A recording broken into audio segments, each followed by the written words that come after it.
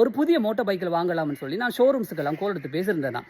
நாட்டு நிலைமை எப்படி இருக்குது தெரியும் தானே. இப்போ நாம் ஆர்டர் பண்ணினா 1.5 மாதங்களுக்கு பிறகு தான் அந்த மோட்டார் பைக்கில் நமக்கே வந்து சேரும். இதே சான்ஸாவை பயன்படுத்தி ஏற்கனவே வாங்கி வைத்தவர்கள் அந்த பைக்கில் இப்போ ஷோரூம்ஸில் அந்த பைக்கில் 12 லட்சம்னு சொன்னால் இவங்ககிட்ட எவ்வளோ தெரியும் தானே, 14-16 லட்சம். அதுவும் பாவிக்கப்பட்ட மோட்டார் பைக்கில்.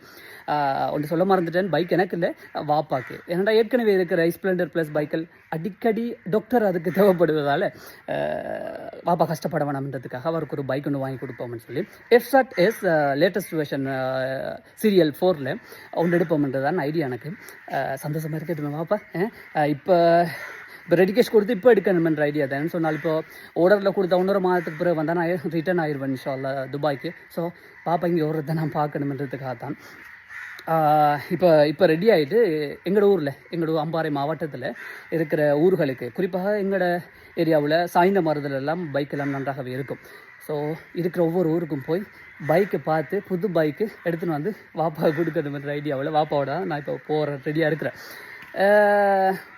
பார்ப்போம், எங்கே இருக்கோ பைக்குன்னு தெரியலை, அங்கே இருந்தால் வாங்கி கொண்டு வர ஐடியா தான். எனக்குள்ளே நான் சிரித்து கொள்கிற விடயம் என்னன்னு சொன்னால், இப்போ துபாயிலெல்லாம் டெஸ்லாட சைபர் ட்ரக் வெஹிக்கிள் இருக்குது தெரியும் தானே, அதெல்லாம் டெக்ஸி ஓடும்.